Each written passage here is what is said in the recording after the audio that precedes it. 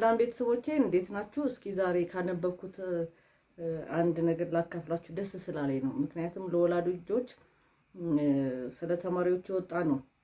በሲንጋፖር የሚገኝ የአንድ ትምህርት ቤት ዳይሬክተር ከተማሪዎች ፈተና በፊት ለወላጆቻቸው የላኩት ድንቅ መልእክት ይላል ማለት ነው። ይሄ እንግዲህ ለእኛም ወላጆች ስለሚጠቅም እሱን እንድናየው ነው የፈለኩት። ቤተሰቦቼ ሰብስክራይብ ያላደረጋችሁ ሰዎች ሰብስክራይብ፣ ሼር፣ ላይክ እንድታረጉ ተጋብዛችኋለሁ። ውድ ወላጆች ይላል እንግዲህ የአንድ ትምህርት ቤት ዳይሬክተር ለወላጆች ማለት ውድ ወላጆች የልጆቻችሁ ፈተና በቅርቡ ይጀመራል። አውቃለሁ ሁላችሁም ወላጆች የልጆቻችሁን ውጤት ማምጣት ያስጨንቃችኋል።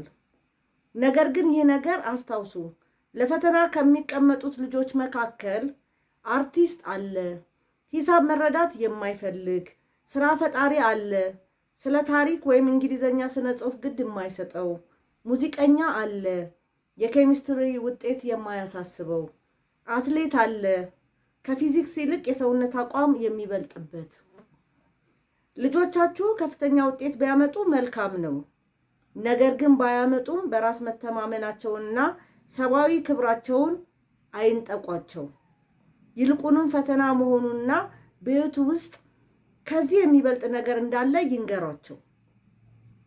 ምንም አይነት ውጤት ቢያስመዘግቡ ምንም ማለት እንዳልሆነና እንደሚወዷቸው እንደማይፈርዱባቸው ይንገሯቸው።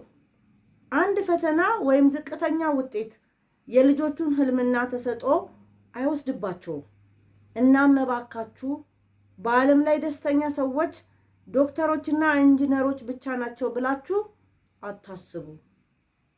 ይሄ እንግዲህ ለወላጆች ትምህርት ነው። ይሄ ትልቅ መልእክት ነው ከአንድ ዳይሬክተር። ዛሬ ላይ እንኳን አይደለም፣ በተለይ በፊት በነበርንበት ዘመን ሰው ዶክተር ካልሆነ ኢንጂነር ካልሆነ ተምሮ ዲግሪ ካልያዘ ህይወት እስከ ማጣት ድረስ የሚደረስበት ጊዜ ነበረ ማለት ነው። ስለዚህ ይሄ ለወላጆች ትምህርት እንዲሆን ከማህበራዊ ሚዲያ ያገኘሁትን ነው። እናንተም ወላጆች ተጠቀሙበት። ልጆቻችሁ ፈተና ጥሩ ውጤት ካመጡ ሰየው፣ ካላመጡም ደግሞ በሱ ብቻ አይደለም የሚኖረው፣ እንደምትወዷቸው የራስ መተማመናቸው እንዲጨምር ልታረጉ ይገባል ነውና መልእክቱን የወደዳችሁ ሼር ላይክ እንድታረጉት እጋብዛችኋለሁ። አመሰግናለሁ ቤተሰቦቼ። መልካም ጊዜ ይሁንላችሁ።